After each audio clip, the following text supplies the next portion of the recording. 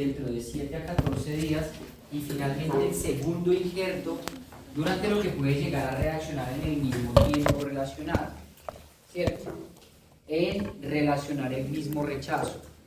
Esta gráfica es muy importante intentando identificar realmente cómo el cuerpo puede llegar simplemente a aceptar o rechazar directamente lo propio de lo ajeno. Esto es como una breve introducción a lo que vamos a ingresar y a meternos en el tema que vamos a hablar. Básicamente, esto es un esquema intentando identificar cuáles son los mismos órganos o básicamente cómo responde su sistema inmunológico cuando hay una primera invasión y una segunda invasión frente, digamos, al tipo de respuesta que se puede llegar a ver relacionada. Por eso, cuando hablamos de primera exposición, básicamente hablamos de que siempre va a haber una actividad de memoria, hablándolo ya de una inmunidad adaptativa, es decir, aquí ya han pasado algunos días para que se haya generado esa primera inmunidad, es decir, esta primera respuesta va a ser la de tipo tardío, sin embargo la segunda va a actuar de esa misma manera con relación a la primera, en donde se van a crear muchos anticuerpos, en donde realmente va a haber una actividad de memoria. Bien, esta actividad de memoria y todas estas mismas células que vamos a encontrar básicamente serán las que van a actuar directamente sobre ese sistema inmune adaptativo, y en ese sistema inmune adaptativo vamos a encontrar células presentadoras de antígeno como primordiales que van a ir directamente a presentarlo a esos linfocitos para tomar rutas directamente en donde se va a ver involucrada la inmunidad de tipo humoral o la inmunidad de tipo celular, basados en lo que podamos llegar a tener dentro de esas mismas presentaciones. Creo que esto es un breve recorderis de lo que ya hemos visto a lo largo de estas 5 semanas. Hemos venido hablando bastante sobre estos temas y hemos venido profundizando mucho más sobre estas mismas respuestas. De acuerdo a ello, es una breve, digamos que introducción y recordar la parte inmunológica y la parte microbiológica realmente de cómo hay microorganismos de tipo bacteriano que se pueden llegar a ver involucrados en este mismo aspecto. Y cuando hablamos de involucrarlos, cuando necesitamos involucrarlos, básicamente vamos a involucrar todo el sistema microbiológico que vamos a hablar directamente sobre el mismo, ¿sí? Y en ese sistema microbiológico van a haber bacterias que puntualmente van a estimular ese sistema inmune, ¿cierto? Ya sea la misma inmunidad innata o adaptativa, en este mismo caso generando toda esa, digamos que, respuesta inmunológica que se va a venir influenciando para que su cuerpo tenga una memoria específica sobre todos estos patógenos que se enfrentan. Simplemente recordar que las bacterias puntualmente tienen algunos agentes, ¿cierto?, que pueden llegar a estimular directamente el sistema inmune. En el caso de las bacterias, algo muy importante dentro de ellos, y acuérdense de su parte microbiológica, todo lo que tiene que ver relacionado con los flagelos. Y los flagelos son denominados antígenos H, que puntualmente esos flagelos van a ayudar a desplazarse a la bacteria directamente por todos el microorganismo que tiene pues cada ser vivo. Y adicionalmente a eso, los patógenos que son pili o esos antígenos que son denominados antígenos F, básicamente esos pelos o esas vellosidades van a ayudar a que las bacterias se unan entre sí mismas. Adicionalmente a ello, van a proveer para que también puedan llegar fácilmente a otros tipos de sistemas y puedan llegar a migrar más fácilmente, y adicionalmente a eso, anclarse en la misma superficie. Cuando hablamos de anclarse, es que pueda llegar a adherirse fácilmente y se pueda llegar a generar pues simplemente una adhesión a la superficie celular y pueda llegar a estar unido a ella. Recordándolo dentro de esos mismos organelos que puede llegar a tener, pues des en cuenta toda la, digamos, envoltura que puede llegar a tener, o esa misma pared celular, hablándolo directamente a ellos, ¿cierto? Esa pared celular llamada antígeno O, que es muy necesaria para generar esa protección, ¿cierto? Recuerden que ningún individuo, sea bacteria, ya sea eucariota, normalmente que pueda llegar a ser, tiene su propia barrera de protección. En este caso, pues dense en cuenta toda la envoltura y cuáles son todos esos mecanismos por los cuales se puede llegar a generar una virulencia directamente, una patogenicidad asociados a todos estos cambios que se pueden llegar a presentar directamente a la bacteria. Bien. Subsecuente a esto, encontramos los virus. Y dentro de las partículas virales, pues encontramos siendo de las primordiales dentro de ellas mismas, siendo involucradas de que hay, digamos que muchas sustancias proteicas o proteínas que se encuentran adheridas a la misma pared celular de esa bacteria, o pared o envoltura, cápside que tienen ellas mismas. Y esa cápside va a llegar a ser tan específica que logra estimular el sistema inmunológico de cualquier individuo para lograr proveer alguna respuesta de carácter inmunológico. Esto es muy común y es tan difícil de tratar, esas mismas replicaciones o viriones que normalmente se generan, porque ellas son tan hábiles que pueden llegar a tomar todos los mismos genomas y adicionalmente a eso tomar el hospedero para poder generar un cambio o una mutación netamente sobre las células de nuestro mismo organismo. Adicionalmente a ello, ellos son considerados como como unos parásitos de tipo intracelular obligado. Hay muchos autores que normalmente todavía discuten este mismo término porque algunos dicen que no son parásitos precisamente no determinado porque es una partícula viral, pero su forma de comportamiento hacen de que ellos normalmente puedan llegarse a comportar como un parásito intracelular obligado principalmente. De ello va a depender de que puedan llegar a generar todo ese mecanismo de patogenicidad y generar todo este tipo de alteraciones que ustedes pueden estar viendo diferentes a lo que normalmente se puede llegar a manifestar dentro de una bacteria. Ahora, una partícula vírica completa, madura, normalmente va a recibir el nombre de virón, que eso es importante que lo sepan ustedes, creo que eso ya lo vieron dentro de su parte microbiológica, y es una breve como introducción a lo que vamos a ir tratando dentro de este charla o de este curso que vamos a hablar. ¿Qué otro tipo de patógenos? Por supuesto no podemos dejar de lado solamente toda la parte bacteriana, viral, por supuesto, sino que también hay otros agentes a los cuales vamos a estar expuestos, en este caso puntualmente los hongos, ¿verdad? Y adicionalmente a eso de los mismos hongos, los artrópodos, en donde pueden venir también siendo las mismas influencias bajo los mismos términos, que se pueden llegar a contaminar nuestro cuerpo porque simplemente un mosco pueda llegar a picarlos y transferirle ciertos tipos de enfermedades que pueden venir de ellos mismos, ¿claro? ¿Qué tipo de parásitos son estos? ¿O qué son? No. Protozoos, muy bien. ¿Qué tipo de protozoo?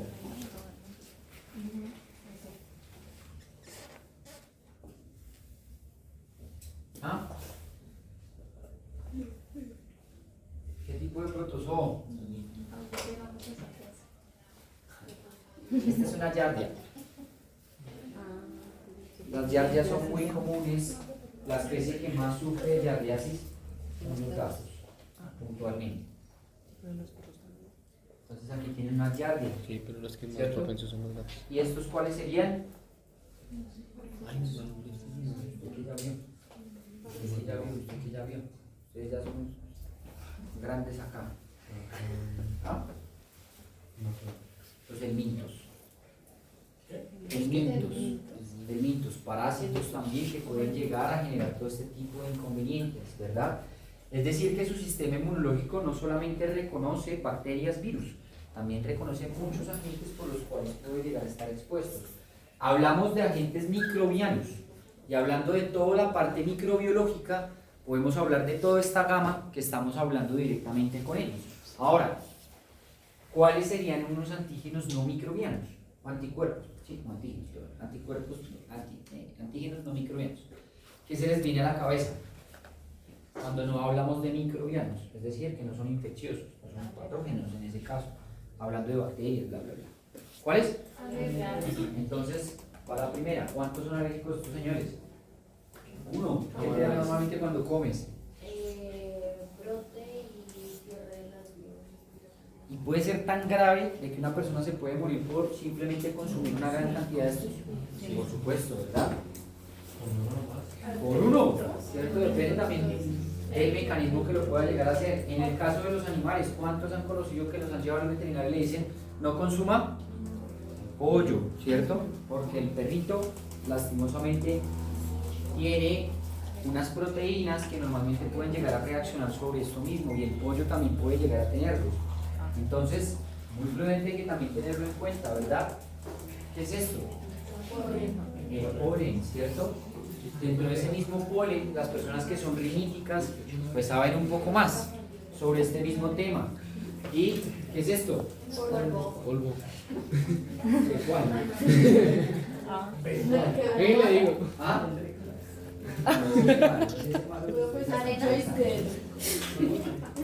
Bueno, polvo No, de esas no son anfetaminas y no tampoco son ketaminas. ¿Ah? Pero es que ellos están diciendo que ese polvo es ketamina y son anfetaminas. No son esas sustancias psicoactivas. Pues yo. Un Diomedes te dice. Bueno, póngale cuidado. Entonces, ¿cuántas personas de aquí son asmáticas? ¿Qué te ha dicho el médico o el alergólogo cuando vas y te expones a esto? Normalmente ya me lo manejan con Inyección. lo que es polvo y así, si es con pasta, desloratadina y así. Lo que es el alcaparrón, si es con inyección. Ok. ¿Recuerdan en esta diapositiva que yo les decía?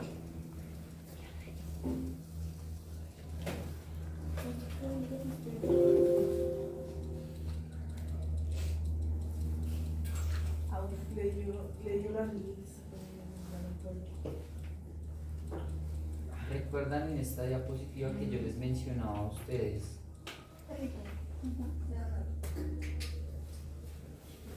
¿Qué dice ahí? Entre más se enfrente un individuo contra bacterias, virus, más efectivas serán sus defensas frente a esos microorganismos. ¿Será que no sucederá lo mismo con agentes de tipo no microbiológico? No microbiano. No, ahora no lo Sí, depende. Sí, de pronto. Sí. Claro. ¿Qué sucedía entonces? Y recuérdenme todos, por favor. ¿Quién era el que se tomaba las pequeñas cantidades de veneno? ¿Cómo se llamaba? ¿Cómo? ¿Cómo? Van. Van a ser investigadas, ¿no? Era por ahí. Se llama, pero ese tiene otro ¿Y nombre. qué generó el qué? Mitridato. Eso, liquidez. ¿Y qué generó él? ¿Cómo se llama? Ese señor, ese rey persa, generó algo que se llama el mitridatismo, ¿cierto? ¿En qué consistía? Básicamente que con pequeñas cantidades de veneno yo genero una inmunidad, ¿cierto? ¿Y cómo él lo iba a saber si en ese momento no aparecía nada? O sea, tiene que ser, y me perdono aquí todas las niñas y todo, pero el man que tiene 3 huevas, hombre, para tomarse un poquitico, ¿sí o no? De esa cantidad de veneno y no matarse. ¿Cuántos aquí han echado venenos para ratas? Como el Guayaquil, ¿cierto? Metaldehído. Esa vaina es supremamente tóxica. Con tan solo un volumen pequeño puede llegar a matar a un animal. Pequeño, grande. Pero ¿cómo vas a saber realmente que con tan solo una pequeña cantidad puede llegar a generar inmunidad? Es que no se quería matar. Claro. Entonces, ¿será que si el cuerpo se expone al polen, al polvo, será que en algún momento no va a generar ese tipo de resistencia? Sí. Puede Por ser. supuesto. Los que recogen café están acostumbrados a las picadoras. Exacto. Exacto, todo. Entonces, si ustedes se dan cuenta, hay un sinnúmero de cosas a que su organismo va a estar expuesto y probablemente eso tiene que también generar algún tipo de resistencia. Que usted lastimosamente en un evento exagerado se pueda morir, pues es distinto. O que se tarde mucho en poder generar ese tipo de resistencia, también. Pero que en algún momento le va a llegar, por supuesto que le puede llegar. Entonces, basados en ese mismo criterio que les acabo de mencionar, pues también puede estar deducido lo que les acabé de decir, ¿cierto? Si hay polen, si finalmente tenemos todo ese polvo, ¿cierto? Probablemente también en algún momento no va a reaccionar completamente de esa misma manera. Entonces,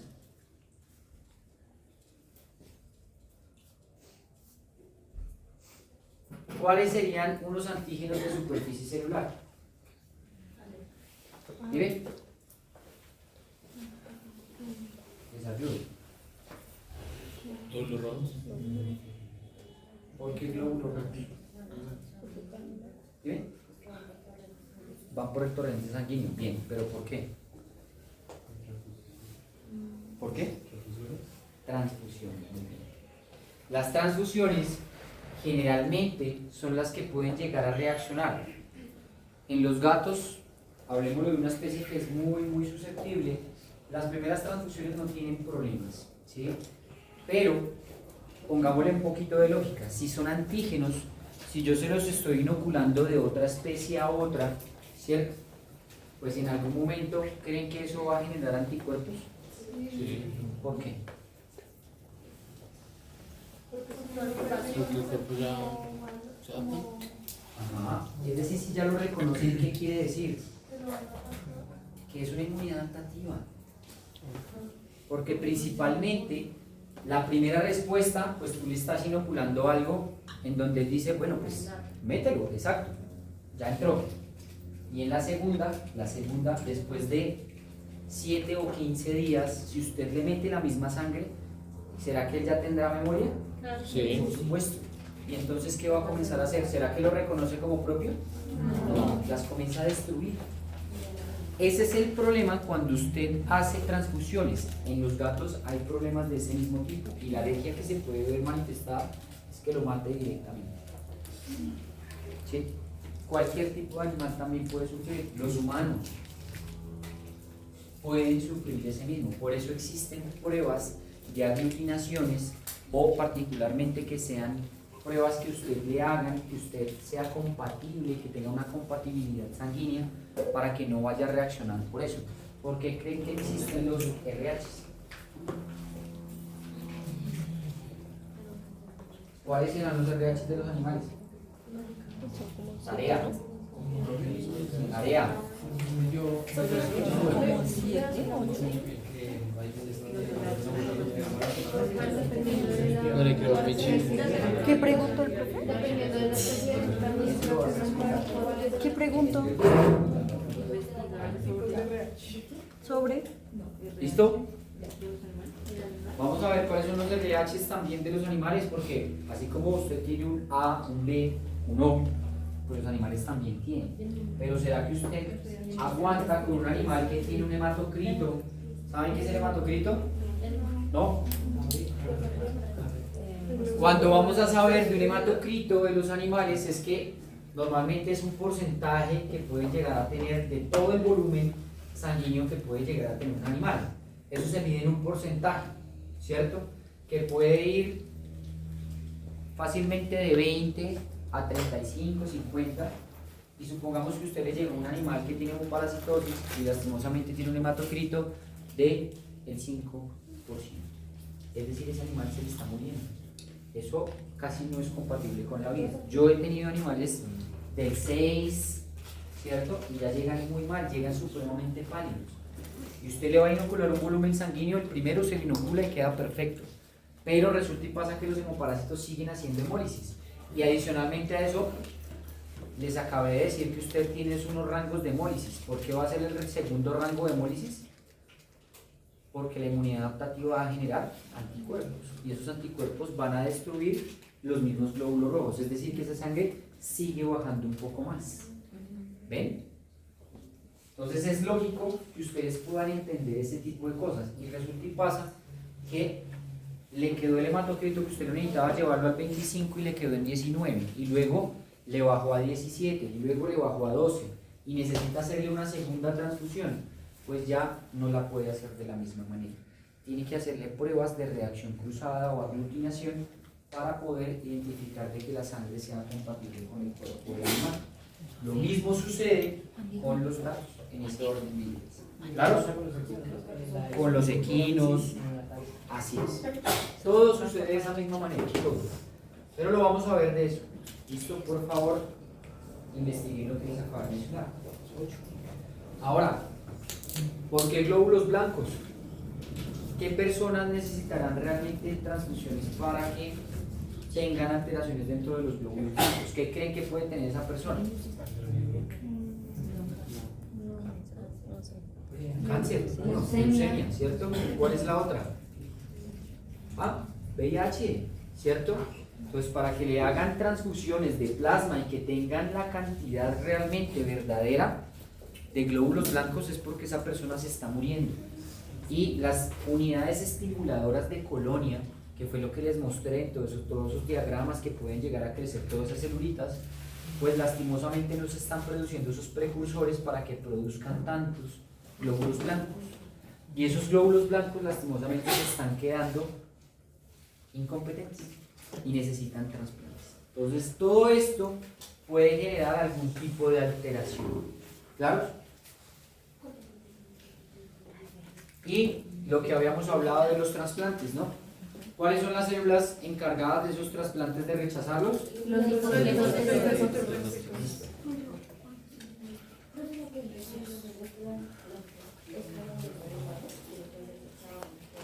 Claro, por eso es que una persona cuando está enferma o algo no puede ir a un trasplante.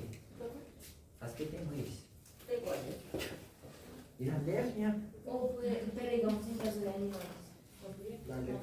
O cerdos con... Pero por eso es que en los animales no se llevan a cabo trasplantes. Y ya vamos a hablar de eso.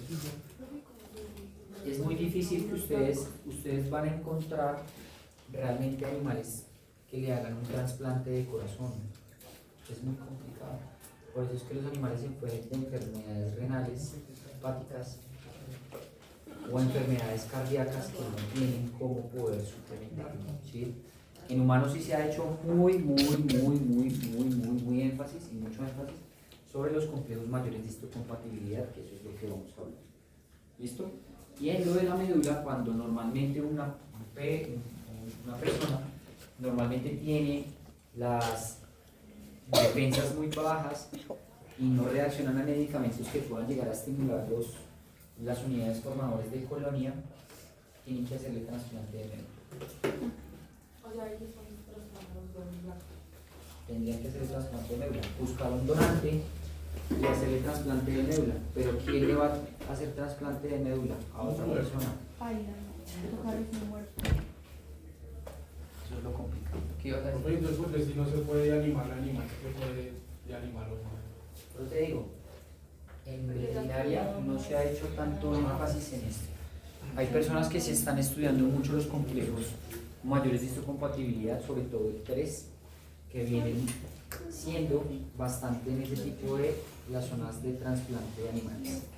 Pero ustedes no van a encontrar ni siquiera en Estados Unidos ni en otros lugares que hagan trasplantes de corazón, riñones o algo, porque no lo hay.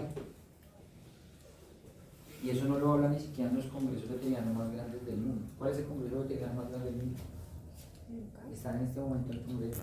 Comiencen a ir a congresos, muchachos, vayan. Eso es importante, ustedes los fortalecen, su hoja de vida, todo, los llena de conocimiento. ¿Cuál? En México. Hoy están en congreso, del 3 al 6.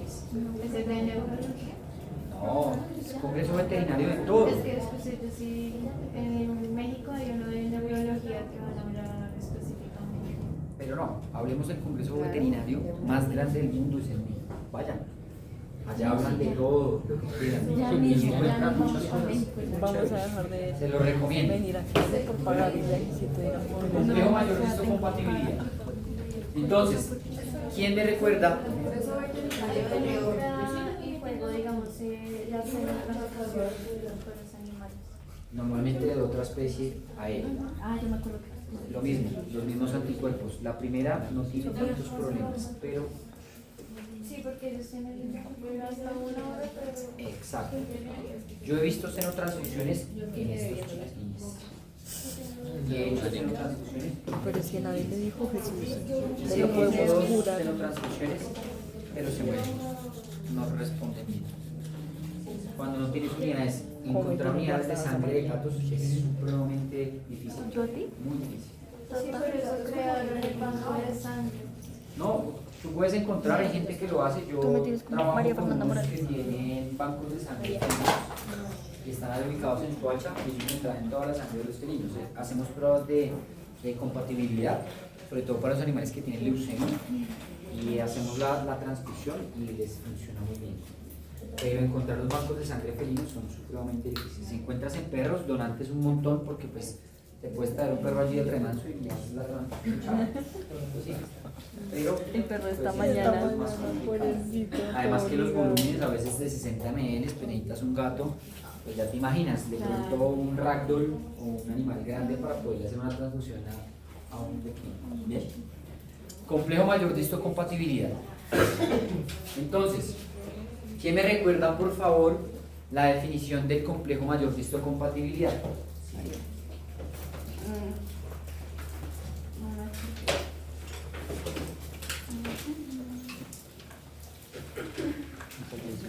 Moléculas que se expresan en la superficie celular y confieren identidad por especie y individuo. Su función es participar en las interacciones requeridas para la respuesta inmune. ¿Qué otro? Las que yo le di. La diferencia no fue la misma. Diferencia de lo propio de lo ajeno. Muy bien, en conclusión. Sale ahí, mírenlo acá arriba. Estas moléculas se van a expresar en la superficie de todas las células. Van a conferir, ¿cierto?, una presencia de un individuo propio. Es decir, ellas reconocen lo propio de lo ajeno. Si no reconocen lo propio de lo ajeno, silencio, silencio, silencio. Si no reconocen lo propio de lo ajeno, lastimosamente no van a poder hacer muchos procesos de eliminaciones de antígenos. Es decir, sus células o se van a quedar con múltiples infecciones y usted se va a morir, o puntualmente usted le van a hacer un trasplante y usted se puede necrosar por dentro y no va a saber absolutamente nada. Ojo con eso. Las funciones primordiales de ella básicamente será el reconocimiento de esos antígenos, ¿cierto?, mediante el complejo mayor de histocompatibilidad. Y adicionalmente a eso va a presentar los péptidos a los linfocitos T. Ya vamos a ver qué son esos péptidos y cómo lo hacen, ¿cierto?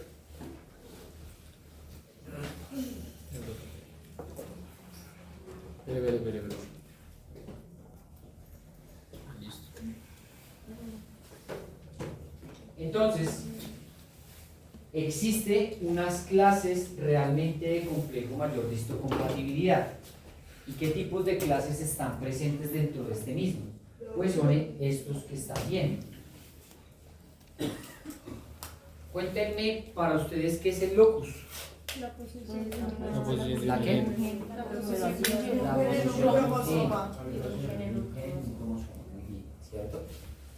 El complejo mayor de histocompatibilidad tipo 1, ¿cierto? El locus 1, presenta antígenos dentro de la célula.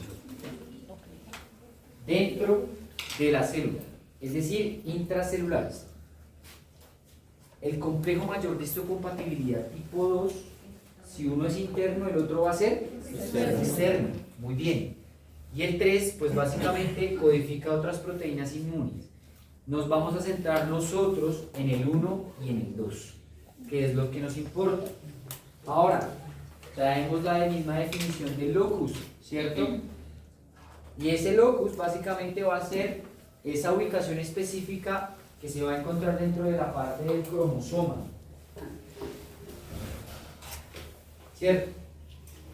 En donde pues van a estar esos genes del complejo mayor de histocompatibilidad.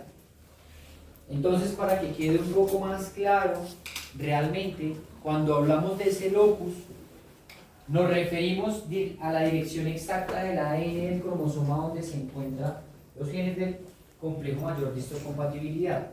Lo hacemos referencia como realmente en una biblioteca realmente encontramos en un casillero, en un espacio, un libro que va a contener toda esa información genética directamente de todos esos complejos que ustedes están viendo allí arriba. ¿Bien?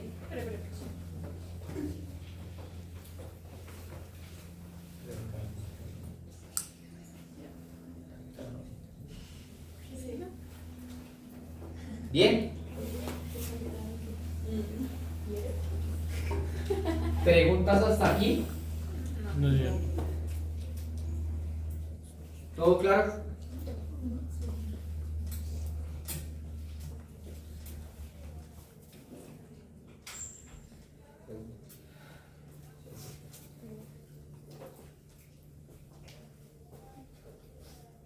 Sí.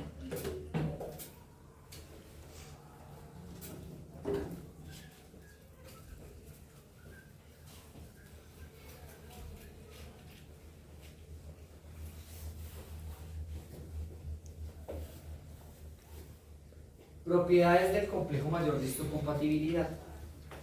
Entonces, se van a dar cuenta de que existen múltiples complejos mayores de histocompatibilidades. ¿Por qué creen? ¿Será que estos serán diferentes a este de aquí arriba? Sí. ¿Estos de acá al lado son diferentes a aquí arriba? Sí.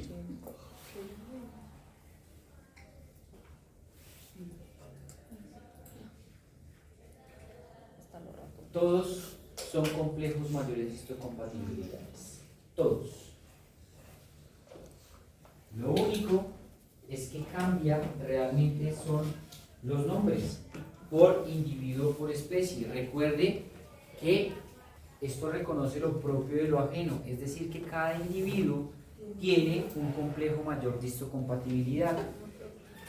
Exacto, es propio. Y cada especie tiene uno, ¿cierto? Entonces, ¿cuál sería realmente la nomenclatura de las siguientes especies? Y aquí tenemos el gato, el perro, los humanos, ¿cierto? Los muranos. Pues aquí está.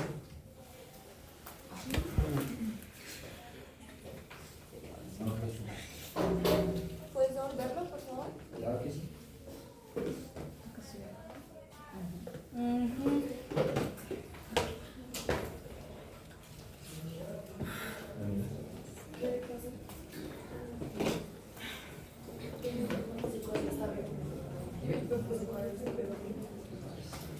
¿Qué hacemos?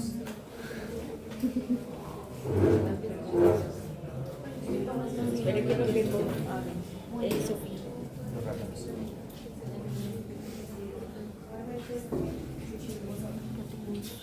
¿Cómo que es esto? Es murina. Ratones. Date cuenta que en este H2 que te mostré acá O es sea, el como mismo. tu ratita. Como mi rata, sí. Ahí se los Rata coloqué de María. diferente, pero Murina. son ratones. Murinos son ratones. ¿Listo? Rata de María. Muy bien. ¿Listo? Ellos también tienen un complejo mayor de histocompatibilidad clase 1 y clase 2 de 50. Lo único es que dentro de ellos las clases se denominan entre A, B, C y otro tipo de letras. No es importante que usted se aprenda eso, ¿cierto? Solamente que usted sepa de que existe un complejo mayor de histocompatibilidad compatible para cada especie y adicionalmente a eso que existen dos clases dentro del mismo grupo del mismo complejo mayor de histocompatibilidad, pero todos realmente son complejos mayores de histocompatibilidades diferidos por especie. ¿Bien?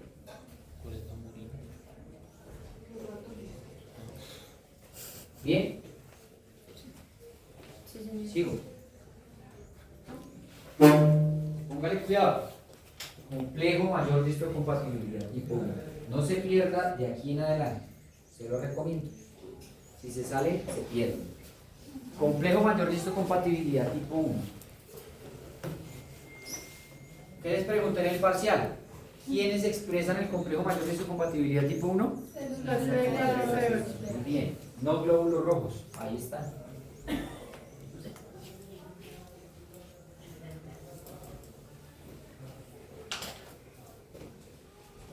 ¿A quiénes van a presentar normalmente ellas, es decir, ellos van a reconocer o presentar partículas de origen viral, ¿cierto? Y adicionalmente a eso son los antígenos de tipo endógeno. Endógeno quiere decir intracelular, ¿cierto? Virus y bacterias pueden llegar a presentarlos, ¿cierto? Ahora, la segunda pregunta que yo le pregunté a usted dentro del parcial: ¿a quiénes presentan el complejo mayor de histocompatibilidad o quién lo reconoce? ¿Cuál es? No, por acá lo dijeron. ¿Cuál? C8. Y se ve Muy bien.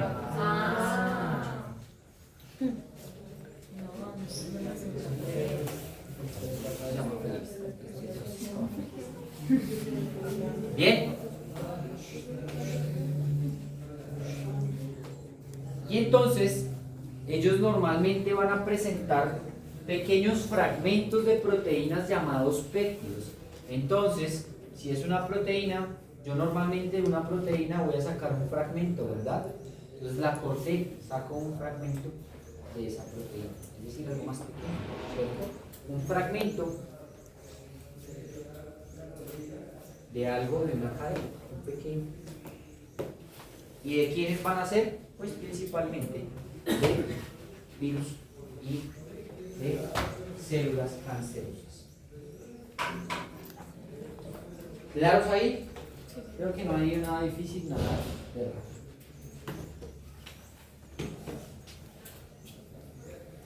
Sigo.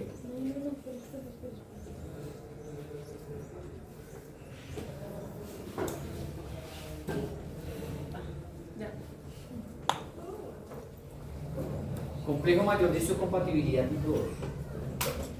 Si uno reconoce las células nucleadas, ¿cuál va a reconocer? Células presentadoras de antígeno. Muy bien. ¿Cuáles son esas células presentadoras de antígeno? Muy bien, listo. Ahí salen bien.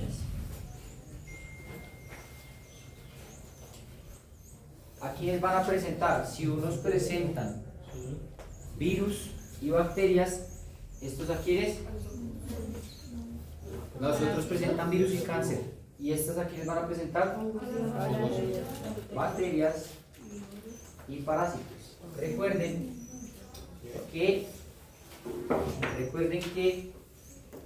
estos son exógenos. Uno es intracelular, el otro es fuera de la célula, extracelular.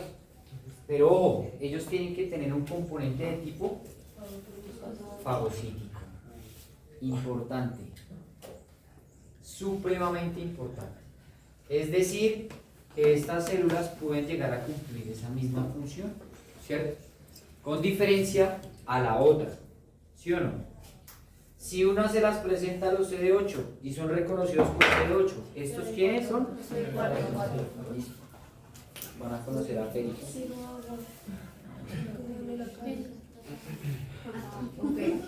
es Félix. Ah, bueno. Qué bien.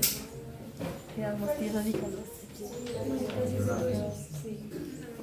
Lunita, ¿dónde está? No, pero es que quiero donas. Marica, estoy que me duerme. Ya tiene unas cositas. No está bien.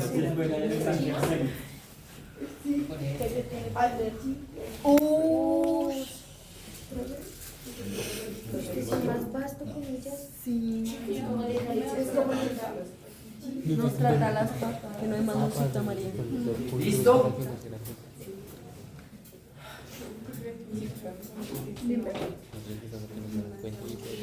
Entonces, pues él normalmente lo que va a hacer es presentar esos antígenos exógenos fagocitados que fueron procesados dentro de una vesícula. ¿Por qué dentro de una vesícula? ¿Por qué qué? Porque están fagocitados.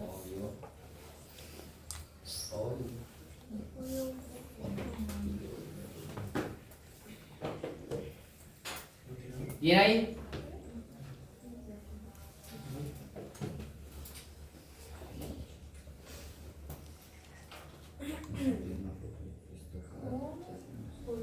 Sigo. ¿Qué quiere decir de que tenga alto polimorfismo? En todas sus formas. Muy bien, hartas formas. Entonces, hay miles de variantes de alelos en la población. ¿Qué serán los alelos? ¿Qué son los alelos, Tatiana? ¿La qué? La forma alternativa de un gen. ¿Qué más? ¿Quién da otra? Sí. Bueno.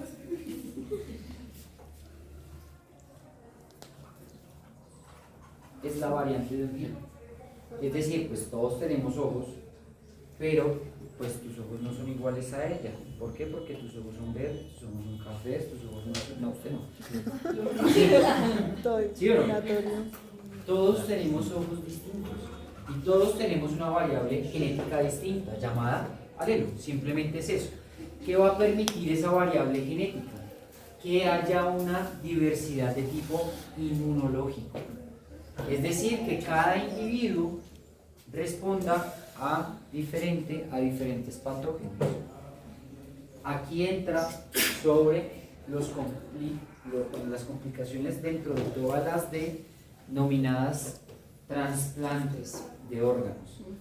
Generalmente, pues, todos los humanos juegan directamente, la medicina humana juegan directamente con esos complejos mayores de histocompatibilidad, que son un poco más complicados. Y como tercero, tener una restricción de los linfocitos, ¿cierto? O del complejo mayor de histocompatibilidad, que tengan la capacidad de reconocer esos antígenos solo si está presentado por un complejo mayor de histocompatibilidad propio. Si no es propio, no es reconocible. ¿Bien?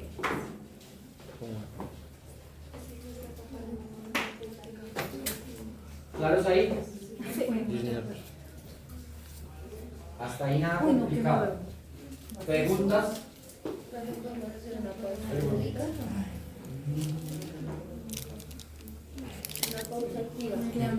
Uy, sí.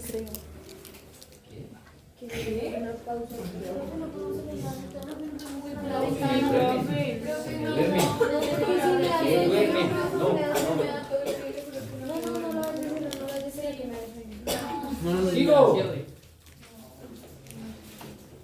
Póngale cuidado. Unión a péptidos. No se duerma aquí.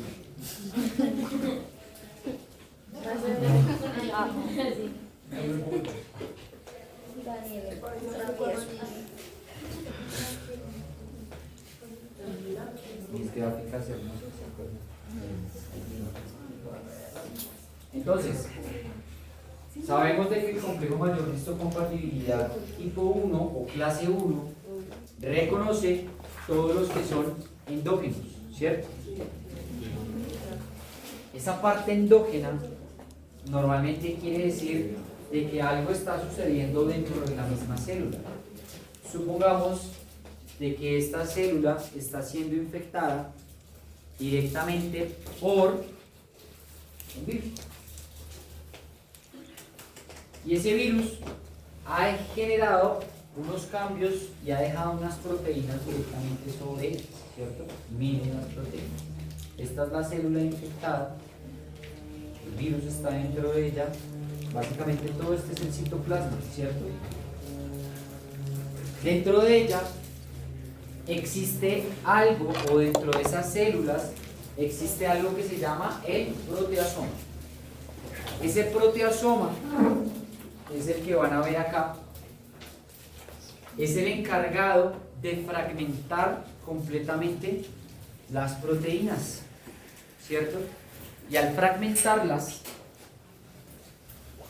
pasa de generar una proteína muy grande a tratar de romperlas o cortarlas para dejar un pequeño péptido. Y ese péptido o ese fragmento proteico pequeño es el que vamos a denominar como péptido pequeño. También es denominada epítope. Ojo. Epítope, sí señor. ¿Listo?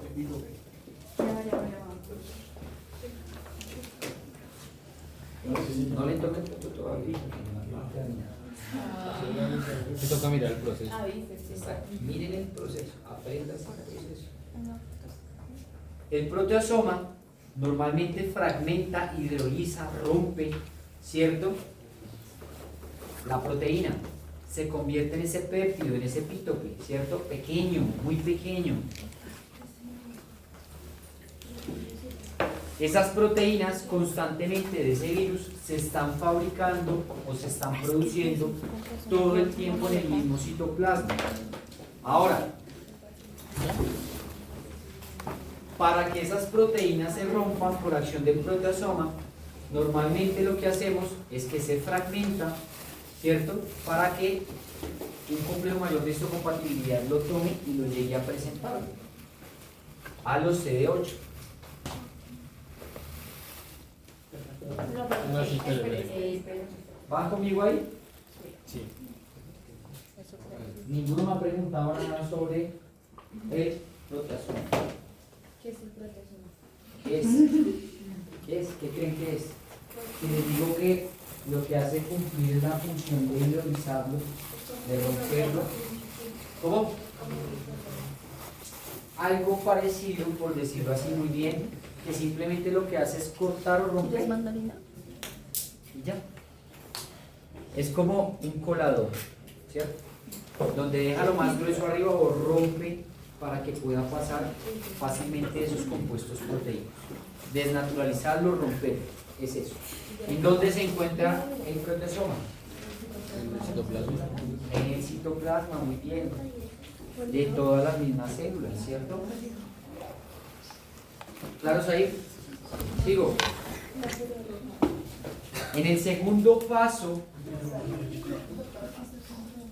todos esos péptidos que ustedes están viendo, ¿cierto? Ellos van a ir quedando netamente en el mismo citoplasma. Como van quedando en el citoplasma, póngame atención. Si van quedando en el mismo citoplasma, todos esos péptidos pequeños que se van almacenando, pues básicamente ellos no pueden entrar sobre el retículo endoplásmico. Ellos tienen que entrar allí, pero solos no se pueden mover porque todavía pueden ser muy pesados y necesitan un acompañante para que los pueda transportar directamente hacia el retículo endoplásmico. Entonces se va a pegar a estas proteínas llamadas TAP1 y TAP2. Y esas proteínas TAP1 y TAP2 normalmente lo que hacen es unirse directamente al péptido para transportarlo directamente al retículo endoplásmico. ¿Cierto? En el retículo endoplásmico, ¿qué me iba a preguntar? ¿Nada? Se está sintetizando o se está produciendo un complejo mayor de histocompatibilidad para unirse directamente con el péptido dentro de eso mismo. Espera que no termina. Esa sería la tercera parte, la unión de el complejo mayor de histocompatibilidad con el péptido, ¿cierto?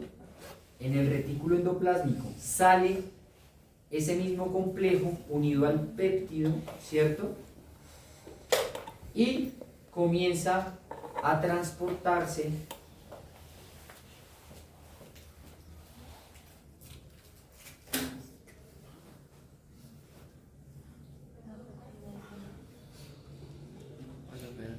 no es eso que están pensando, no. Directamente esa unión de ese péptido con el complejo mayor de histocompatibilidad. ¿A dónde se transporta? A la superficie de la membrana celular. ¿Y para qué va a transportarse directamente allí? ¿Para qué? No, señora. ¿Para qué creen? Si sale de la célula, ¿quién tiene que reconocerlo acá? ¿Quién lo va a reconocer? El CD8. Entonces aquí va a venir un CD8 por, ¿se acuerdan de los TCR? Llegan los TCR directamente de un CD8 reconociendo al péptido y puntualmente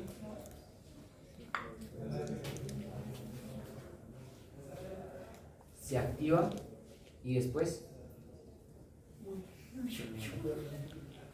sí. No. ¿Vuelvo? Sí. Profe, pero ¿lo puede explicar como la vez pasada? Es que me perdí. Profe, ¿lo puede explicar como la vez pasada? Ya voy. Profe. ¿Claros ahí? No.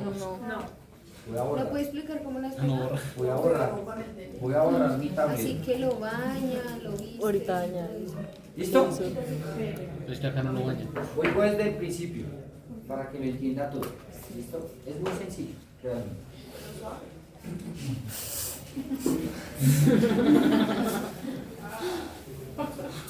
Venimos acá, ojo acá muchachos. Tenemos una célula infectada, ¿cierto? Por una partícula viral o cancerosa, ¿cierto? Ella nos dejó unas proteínas, es decir, hay algo extraño dentro de aquí. Yo necesito comenzar a evidenciar que todos ustedes estén complejos, pero yo sé que aquí me hacen falta personas, y sí me hacen falta personas, porque ya los tengo identificados. Es decir, yo soy ese complejo mayor de histocompatibilidad, ¿cierto? Si de aquí llegara un venezolano, perdón, Eso no. no quiero sonar elitista ni nada de eso, un extranjero llegó, Son todos xenofóbicos. se sentó. Pues si yo soy el complejo mayor de histocompatibilidad, yo tengo que decir, este tipo no es de aquí porque de pronto puede hacerle algo a las personas que están acá, ¿verdad? Sí, es un venezolano. Se subió a vender menta chata.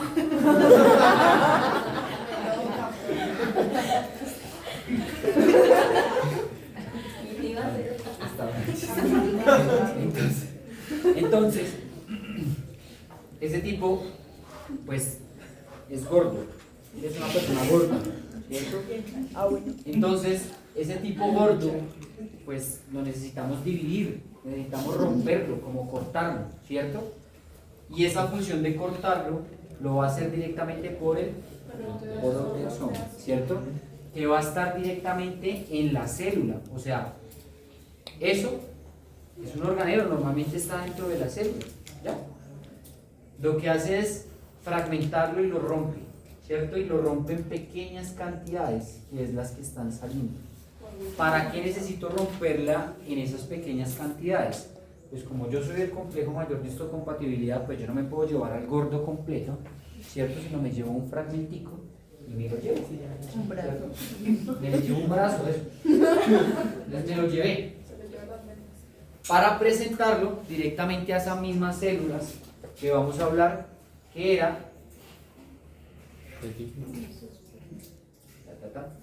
a los CD8. Pero ¿cómo lo vamos a hacer? En ese momento yo ya tengo todas esas pequeñas partículas o esas pequeñas proteínas, es decir, yo tengo el brazo del tipo, ¿cierto? Sí.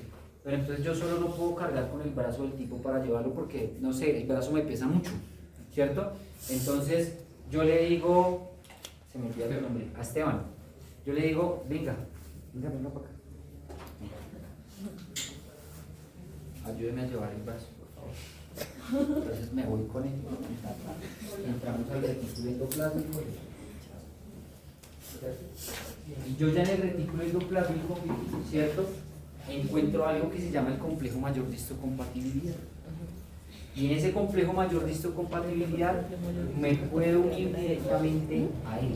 O sea que todos necesitan ese complejo mayor. Sí, claro. Ah, ok. Si tú no tienes ese complejo mayor de histocompatibilidad, No podría entrar al retículo. yo no me puedo unir. ¿Qué es lo que necesito?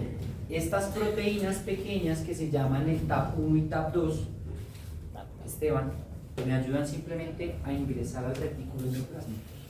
Pero en el retículo endoplásmico ya se está produciendo ese complejo mayor de histocompatibilidad, es decir, eso que me va a ayudar a agarrar, ¿cierto? Ese pequeño péptido para poder unir directamente a él y luego irme con el pequeño bracito para presentarlo directamente a el linfocito T en la superficie. ¿Sí? ¿Sí? Sí. O sea que lo lleva al retículo puntualmente buscando el complejo mayor de su compatibilidad. Así es, muy bien, porque es que necesitas. Él se está produciendo acá constantemente. ¿Sí? ¿Bien? Supone que eso sería como el guarda de seguridad, ¿no? Que apenas lo encuentra, lo saca. Exacto, muy bien. Entonces, si tú no tienes un complejo mayor de histocompatibilidad, pues lastimosamente no vas a poder hacer todo este proceso, porque todas esas partículas van a estar circulando. Es decir, todas esas células se van a infectar. ¿Sí? ¿Mejor? Sí, profe.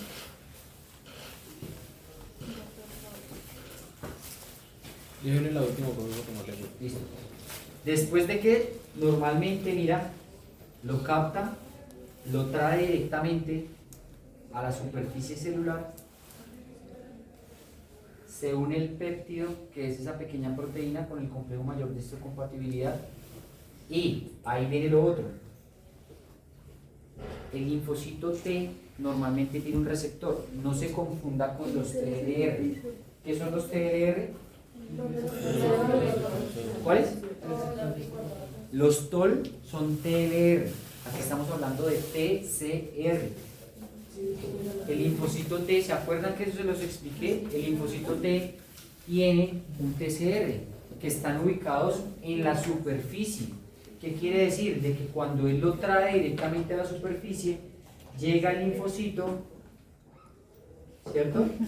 Con un receptor que vendría siendo el TCR y se activan mediante pues esa unión. ¿Y qué va a pasar después de esa unión? Pues bien, Lo mata.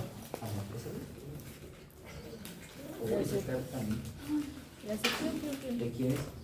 De Ángela. La cara del perro. El perro que me mira. ¿Bien? Señor.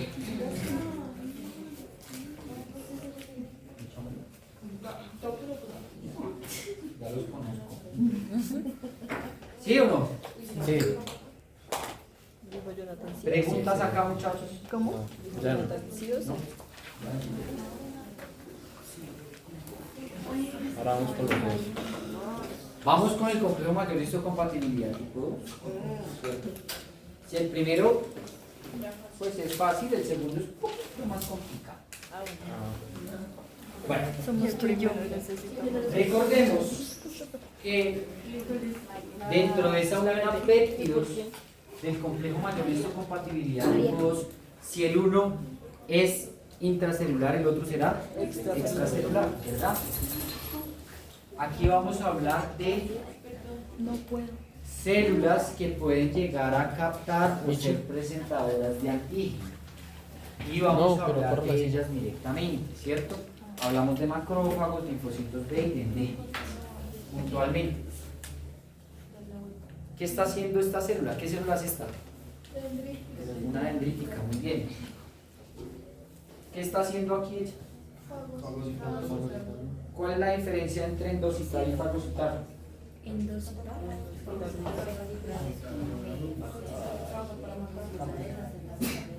Y endocital. No fue aquí.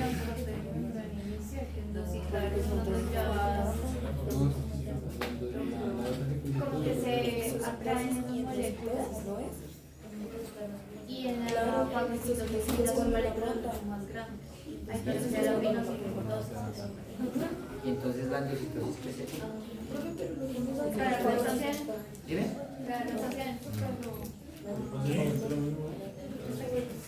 Sí, cambia como el tamaño de las O moléculas. sea que la fagocitosis es más grande. ¿Cuál es la diferencia? Muy bien.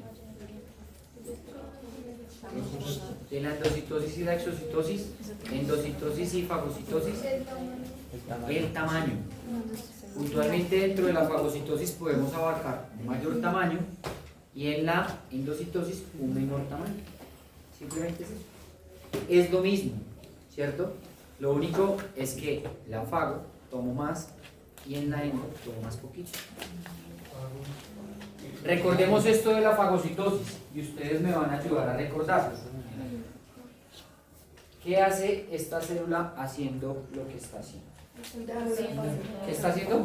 La extensión del citoplasma. La extensión del citoplasma, muy bien.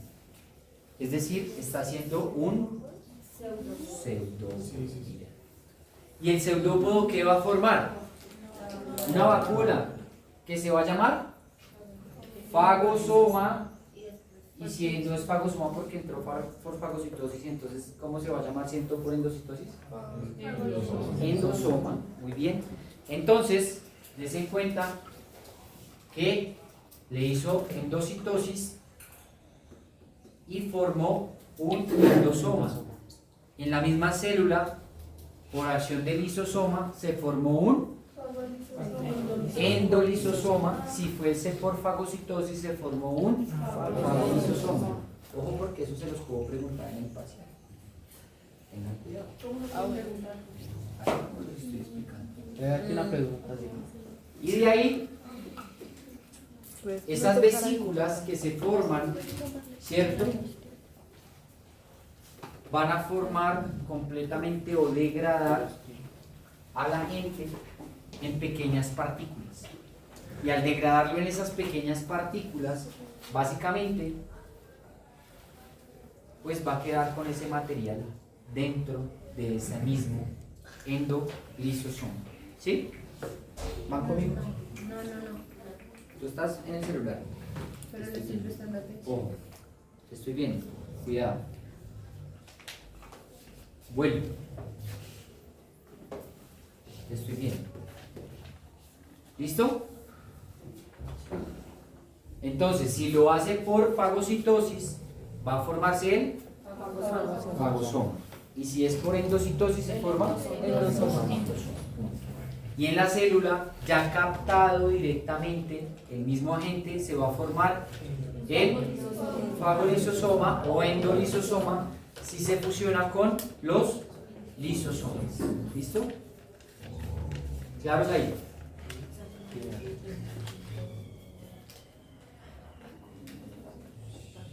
Entonces,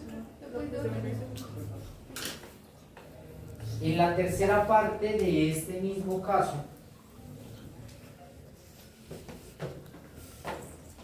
o en este paso, recuerdan que les dije que en el retículo endoplásmico se estaba formando el complejo mayor de histocompatibilidad.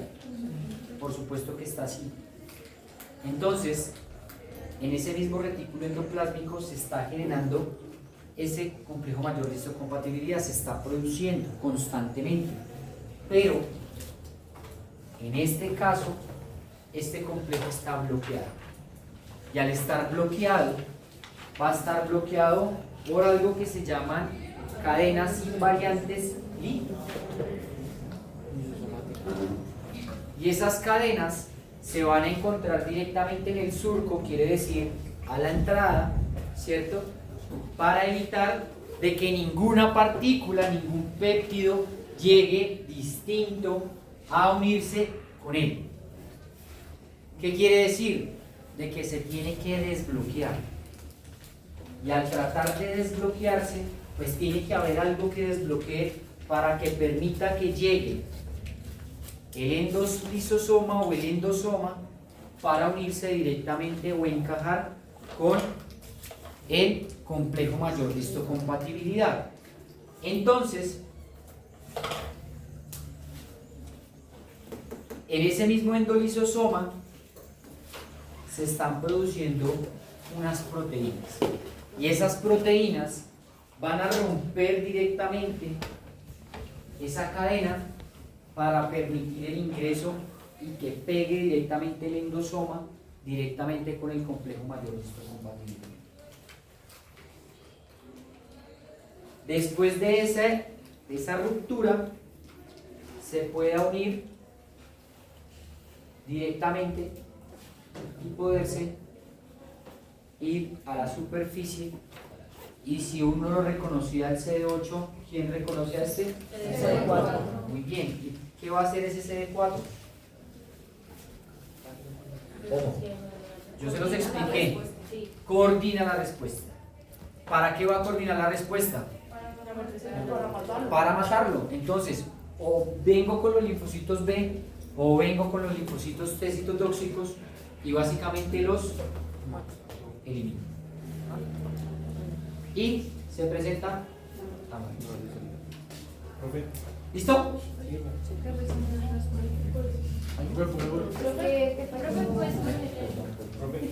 Ya, ahora sí. Eso es lo que no se puede regular ambos vasos Este es el 2. pero lo que es el bloqueo Claro, pero entonces recuerda que estamos hablando de La diferencia es el bloqueo que se produce. en el 1 hay bloqueo. En el 1 hay bloqueo. En el 2 sí existe bloqueo. pueden estar utilizando ambos medios. No. O sea, puede pasar de que uno pase, pero depende de la gente que entre. Si son bacterias puntualmente o si son virus. Si son virus, actúa el 1. Una. Ah, pues se toca los 2. No, pero ya sabes cómo. Es muy raro que pase, pero claro, pueden pasar de que están los 2. ¿Claro? ¿Puedes volverlo a la anterior?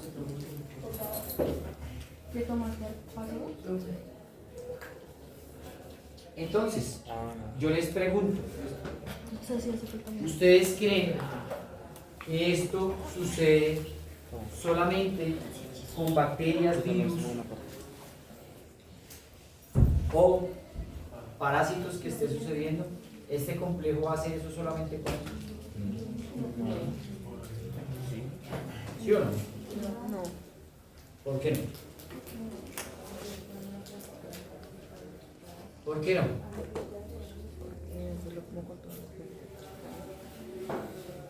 ¿Quién me explica por qué no? ¿Cómo? No, yo hablo del 1 y el 2, independientemente sea. ¿Creen que todo este proceso que les acabé de explicar puede estar pasando todo el tiempo en su cuerpo? ¿O simplemente puede pasar cuando venga un virus, una bacteria, un parásito que se enfrente? No, todo el tiempo. ¿Por qué todo el tiempo? Porque se está enfrentando a. ¿Cómo? Es decir, que el complejo mayor de histocompatibilidad no simplemente funcionará en el momento que haya un agente infeccioso, siempre va a estar presente y haciendo sondeos de que no haya nadie raro, algún extranjero, que venga, exacto, que venga aquí. Es decir, esto se está haciendo todo el tiempo en su cuerpo. Todo el tiempo.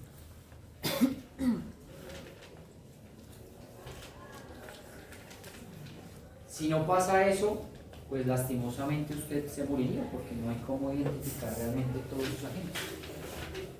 ¿Sí? ¿Lo entiende? Sí. ¿Fácil? No está tan difícil. Sí,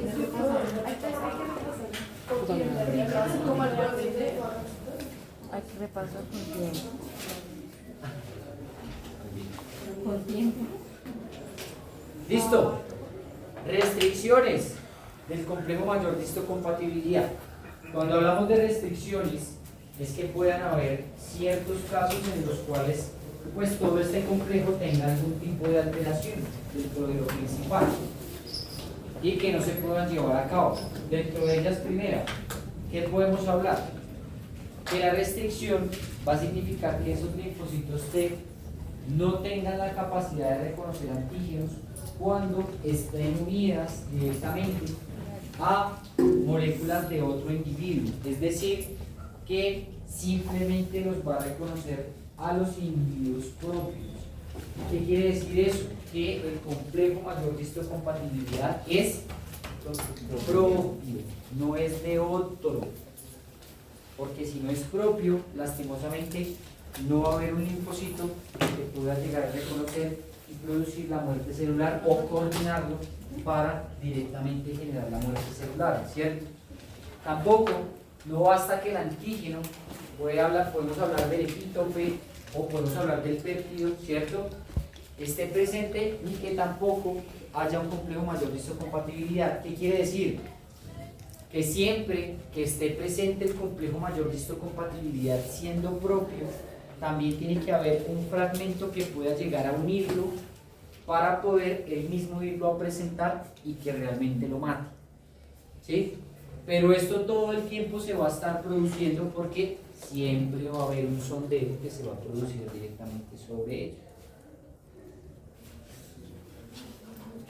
Ese complejo básicamente lo vamos a denominar o la unión entre el péptido y el complejo mayor de histocompatibilidad propio para que el linfocito T lo reconozca.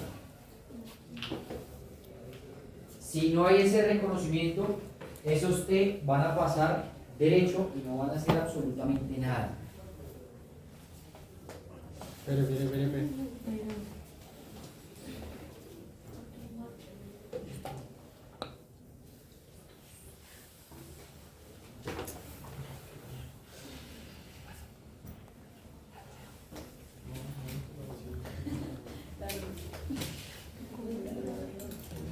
¿Listo?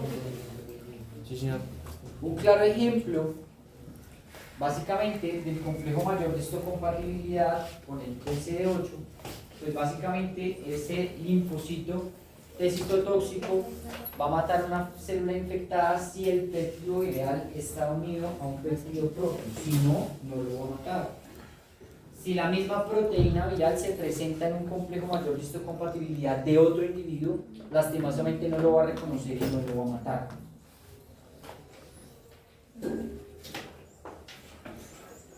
Otro ejemplo del complejo mayor de histocompatibilidad tipo 2.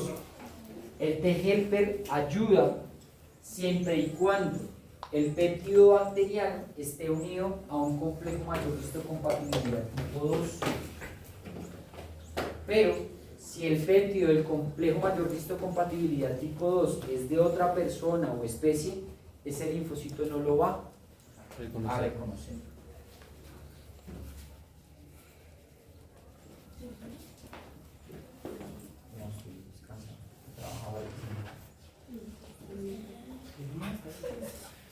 En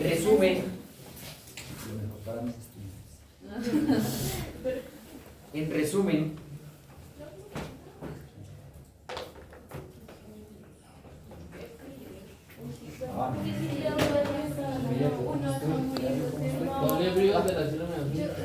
los linfocitos T son ciegos al antígeno libre. ¿Qué quiere decir eso? Que pues ellos por sí solos no van a poder reconocer ese tipo de proteínas. Necesitan la unión del péptido directamente con el complejo mayor de histocompatibilidad propio para que lo puedan activar mediante su TCR y él pueda también ir a eliminarlos completamente. ¿Eso qué va a garantizar?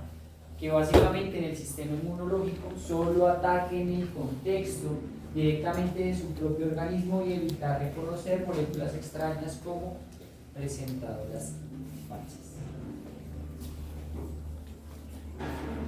Preguntas.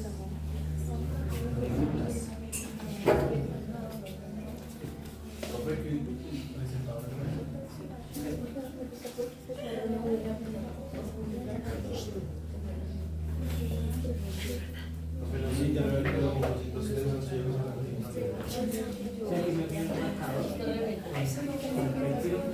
O sea, si tú no tienes el complejo, la unión de estos dos, no vas a tener nada.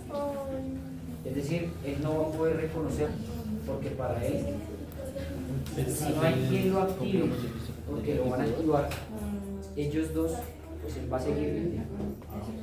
¿Sí? Porque necesita un sinónimo de una alarma, como que algo se está pasando, entonces yo necesito algo. Es como el policía, ¿cierto? El policía llega con sus alarmas, no sé qué, y él agarra, venga usted para acá, y camino. ¿A quién se lo va a presentar? No sé, lo mete a la cárcel, lo pone un juez. El juez es el linfocito, ¿sí me entiendes? Pero si ese policía no lo metió a la cárcel directamente, pues el man va a seguir libre, porque ¿cómo la juez lo va a identificar? ¿Sí me entiendes? ¿Sí? ¿Quién más? Preguntas. ¿Ninguno? Dime. No entendí las preguntas. Bueno.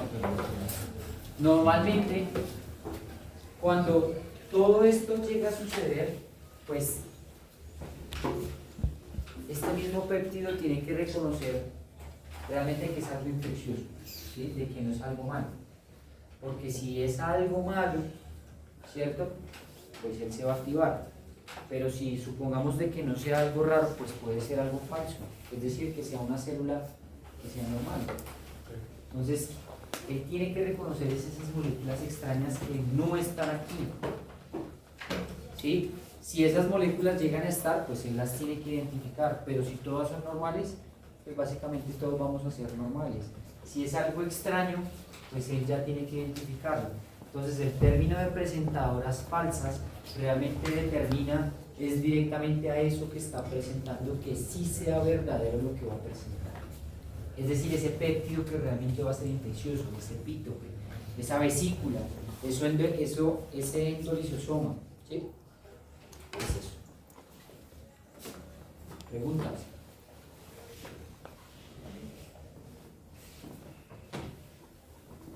Ahorita en el otro grupo le dije preguntas, si les hice un quiz, si tenían preguntas. ¿Qué las preguntas no sé cómo quedan? Ahí es donde nacen las preguntas. Cuando se tiene preguntas, nosotros ya ahí nos nacen. Pero ya hicimos. Pero Entonces no va a ya ser. nos causa duda, diga, sí, por eso. Y ahí sí todo.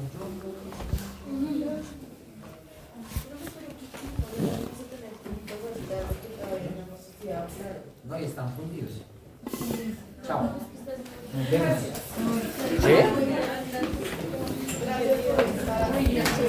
Tome agua, tome agua.